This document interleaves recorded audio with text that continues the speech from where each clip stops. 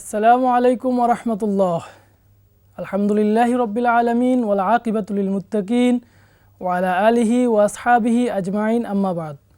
সুপ্রিয় দর্শক, মাহে রমাদানের এই বরকতময় সময়ে আপনাদেরকে স্বাগত জানাচ্ছি আপনাদের প্রিয় চ্যানেল 21 টিভির পর্দায় আপি ম্যাঙ্গো পুডিং নিবেদিত সওয়াল জবাব অনুষ্ঠানে, powered by Bexi fabrics, co sponsor RICLTMX।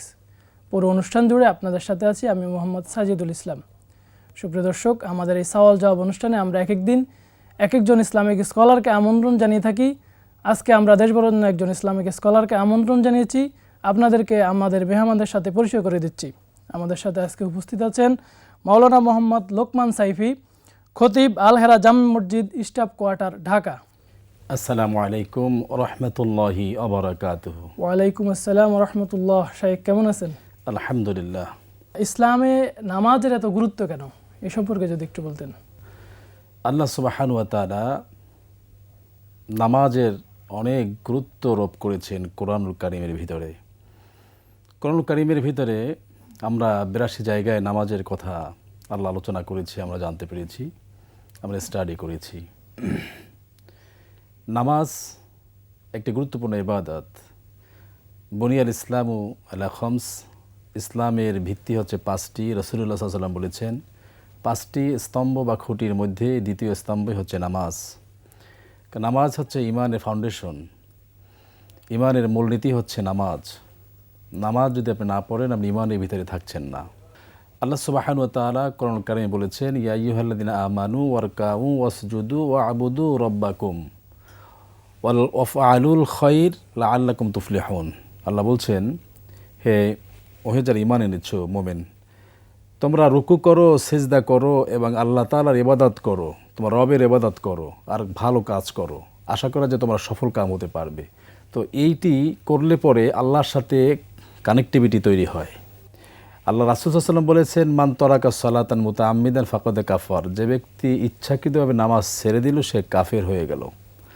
এক ব্যক্তি বলেছেন যে আমি খুব ভালো মানুষ, কিন্তু শুধু নামাজটা পড়ি না, কোনো অসুবিধা আছে? তো ওই ব্যক্তি ভালো মানুষ হলো কি করে? সে ব্যক্তি তো নামাজই পড়ে না। শেখ, আপনাকে ধন্যবাদ। আমরা আবার আপনার কাছে ফিরবো। আমরা একটি বিরতিতে যাচ্ছি। সুপ্রিয় দর্শক, সময় হলো একটি বিরতির পর আমরা আবারও ফিরে আসবো। ততক্ষণে আমাদের সাথেই থাকুন। সুবহানাল্লাহি ওয়া বিহামদিহি, সুবহানাল্লাহিল আযীম।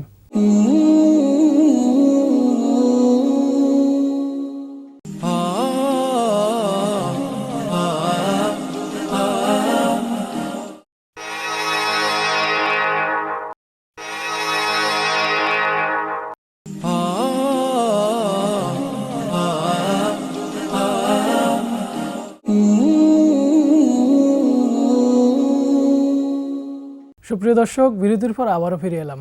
আপনারা দেখছেন আপি ম্যাঙ্গো ফ্রুট ড্রিঙ্ক নিবেদিত সওয়াল জবাব অনুষ্ঠান, powered by Bexi fabrics, co sponsor RICLTMX। Sheikh, বিরতির পরে আমরা আপনার নিকট শুনছিলাম, আমরা আপনার নিকট আরেকটি প্রশ্ন, সমাজে বা রাষ্ট্রে নামাজ প্রতিষ্ঠার ব্যাপারে রাষ্ট্রপ্রধানের কি দায়িত্ব রয়েছে? যিনি রাষ্ট্রের রাষ্ট্রপ্রধান হবেন, রাষ্ট্রের দায়িত্ব নেবেন, ওই রাষ্ট্রপ্রধানের প্রধান কাজই হচ্ছে 4 দফা কর্মসূচি বাস্তবায়ন করা। 1 নম্বরে নামাজ প্রতিষ্ঠা করবে।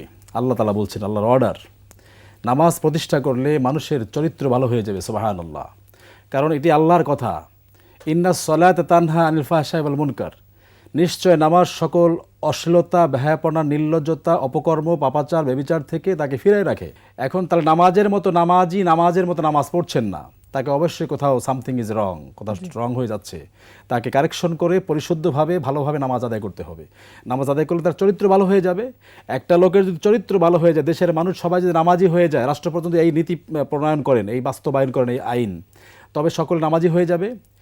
কেউ অলসতার কারণে নামাজ পড়ছে না, তার ইন্টেনশন আছে নামাজ পড়বে, কিন্তু সে অলসতার কারণে পড়তে পারছে না। যখন ইমফ্যাসিস করা হবে আইনভাবে, আইনটাকে যখন তাকে ইমপ্লিমেন্টেশন করা হবে, তখন সে নামাজ পড়তে বাধ্য। নামাজ প্র্যাকটিস করতে করতে সে একদম খাঁটি নামাজি হয়ে যাবে।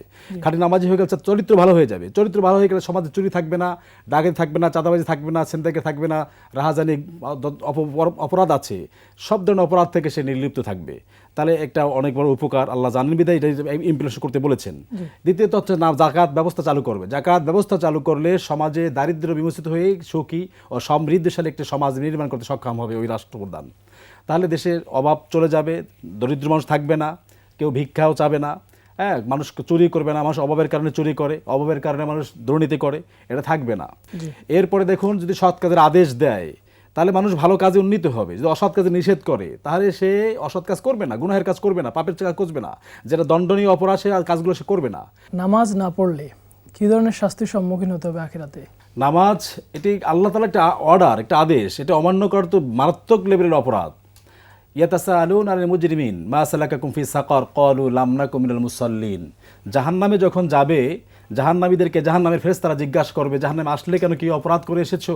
তারা প্রথম শব্দটা উচ্চারণ করবে ক্বালু লাম নাকু মিনাল মুসাল্লিন, আমরা নামাজ পড়তাম না, আমরা নামাজ পড়তাম না, এতিম মিসকিনদেরকে খাওয়ানোর উৎসাহ দিতাম না, খাওয়াতাম না, আর আমরা মিথ্যাবাদীদের সাথে মিথ্যা বলতাম, আর সমালোচকদের সাথে বসে বসে সমালোচনা করতাম। এই চারটা কথা বলবে, প্রথম বলবে নামাজ পড়তাম না। তার নামাজ না পড়ার কারণেই তাকে জাহান্নামে শাস্তি ভোগ করতে হচ্ছে। তাহলে অবশ্যই আখিরাতে শাস্তি রয়েছে। এই শাস্তি থেকে বাঁচার জন্য অবশ্যই আল্লাহ তাআলার কাছে ফরিয়াদ করতে হবে বা নামাজি হতে হবে। শেখ, আপনাকে অসংখ্য ধন্যবাদ কষ্ট করে এসে আমাদেরকে সময় দেওয়ার জন্য। আপনার কথাগুলোর দ্বারা আশা করছি আমাদের দর্শকরা উপকৃত হবে। ধন্যবাদ আপনাকেও। সুপ্রিয় দর্শক, আমরা শুনছিলাম আমাদের বিজ্ঞ ইসলামিক স্কলারের কথা। আল্লাহ রাব্বুল আলামিন আমাদেরকে সেই অনুযায়ী আমল করার তৌফিক দান করুন। আগামী দিন ভিন্ন কোনো বিষয় নিয়ে, ভিন্ন কোনো অতিথি নিয়ে আমরা আবারও হাজির হয়ে যাব। ততক্ষণে আল্লাহ রাব্বুল আলামিন আপনাদেরকে ভালো রাখুন। সুবহানাকাল্লাহুম্মা ওয়া বিহামদিকা আশহাদু আল্লা ইলাহা ইল্লা আনতা আস্তাগফিরুকা ওয়া আতুবু ইলাইক।